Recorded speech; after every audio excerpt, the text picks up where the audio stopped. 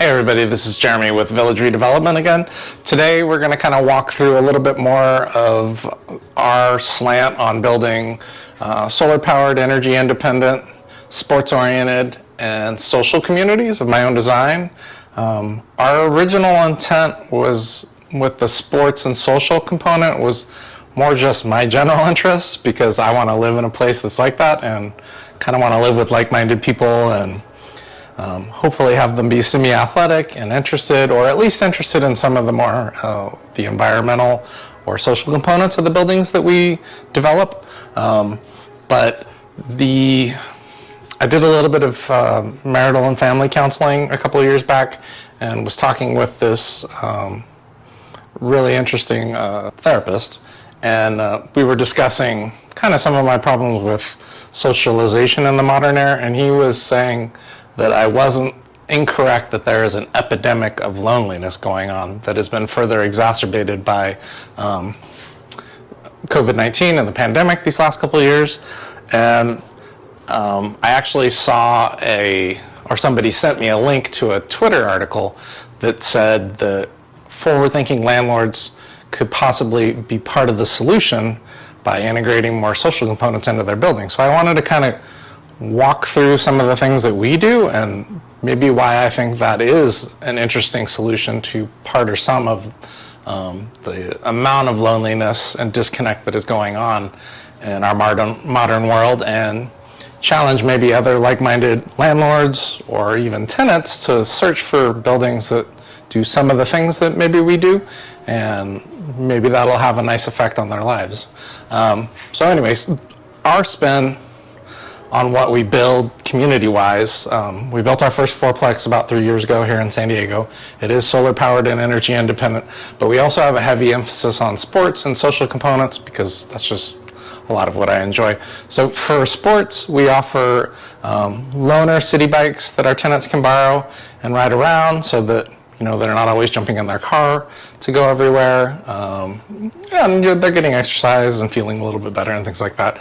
We also offer loaner foam surfboards, which you're going to see pictures of later, to inspire people to pick up a new sport, try something new, invite their friends, things like that. Just lots of benefits to that, and those are things that I enjoy too. So it's fun to have people that are even quasi-interested in that living in our community with us, because we live in the buildings as we build them, and make more friends that way.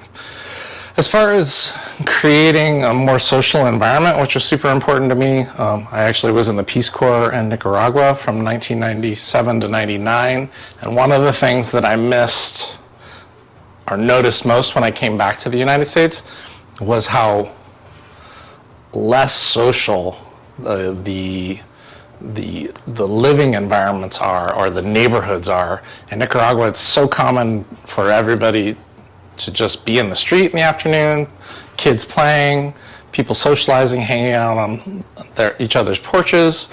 Some of that is due to because it's hot and the houses are small, but it's drastically different. And I wanted to try and build more of that style of community in the buildings that we build. So some of the things that we do, we include barbecues, picnic tables with market umbrellas to create nice sitting areas that people can share a meal at and hang out and socialize. We do, as you'll see, strung lights through the courtyards so that it creates a nice ambiance at night for hanging out.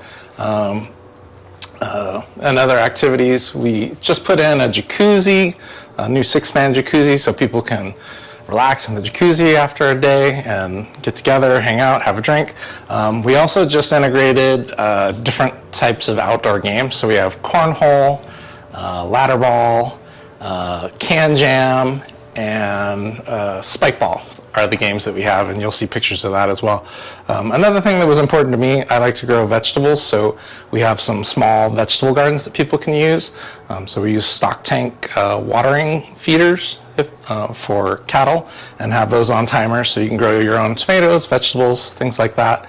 And then we also integrated a nice fire pit from Solo Stove and some comfortable Adirondack chairs so you can hang out, have a fire, roast some marshmallows, whatever you want to do. It just kind of makes it a nice community feel.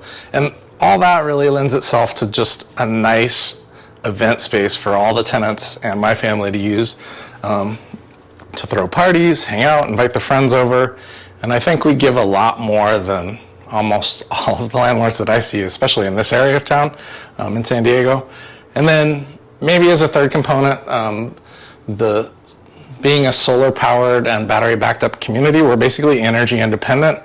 And I think that can also bring, more like-minded people together, which isn't the most important thing, but it's fun to have some commonality with the other tenants so that you make more friendships, or you can, get together and talk about things that you enjoy as a whole, right? As far as the benefits that I see from this is, combating loneliness and creating more socialization in our communities. Our tenants and my family are more likely to develop friendships. We have activities that we can do together. There are games that we can play together. Community parties, as I mentioned before. We do have a short-term rental unit on property, and in my mind that can be a plus or a minus, but I think some of the international guests that we host add variety to the community and different friendships, and we're meeting people from all over the world, which can be interesting, and just getting a little bit of a fresh, new ideas injected in the community. Again, like the solar and the battery backup for an energy independent community, common interests, maybe a cause to rally behind, if that's important. But I think it all helps to bring people together a little bit in our communities that we have built and are looking to build. And then if you're just a developer or a landlord or a architect developer, I heard a stat the other day that said that tenants are 40% more likely to renew their lease for an additional year if they make friendships in the communities they live in, which from an economic standpoint is huge.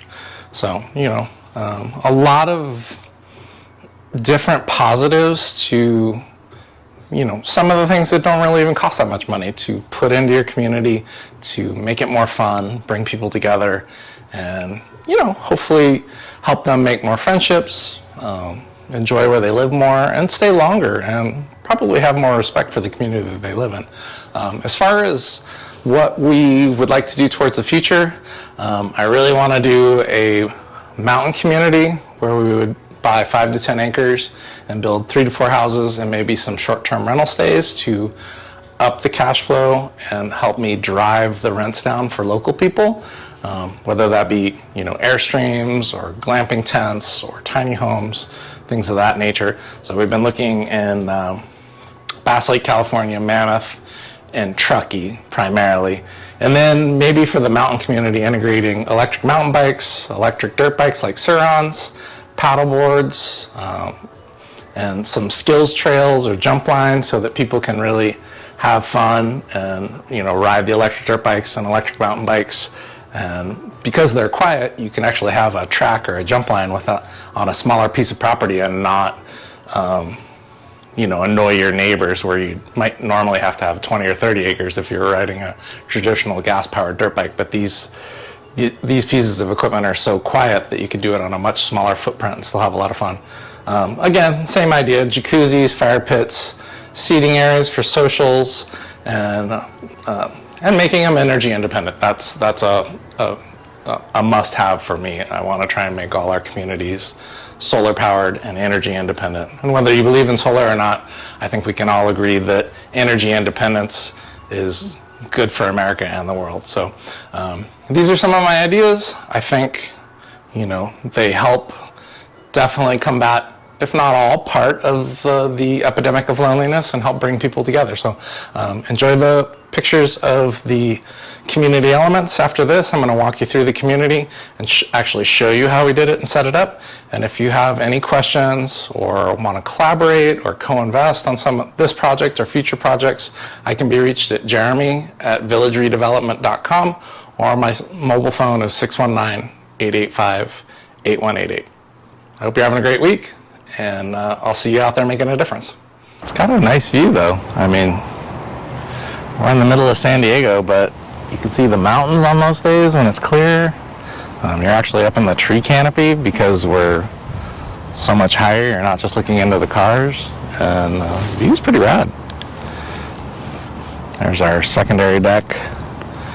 We've got a nice little front yard right here on Fulton Street. Our third and fourth unit in the back.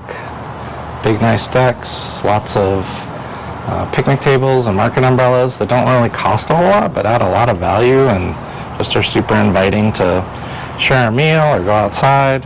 We got strung lights in the courtyard. That's our third deck on our particular place. You can see some of the surfboards and the vegetable gardens down there, and we'll go down there and get into that as well. Pretty cool though, right?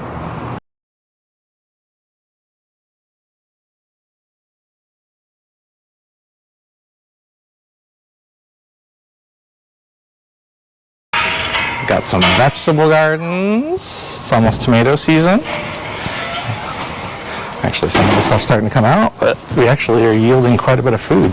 And then here is what we did for our bicycle parking. As you can see, we have a lot of bikes. Biking is very important to me, and is a big part of our life. So we did vintage bicycle frame parking. You can see I kind of painted them different colors. These are the two community bikes that the tenants can borrow, and then we're considering doing some of these like rad power bikes or cargo bikes that would be pedal assist.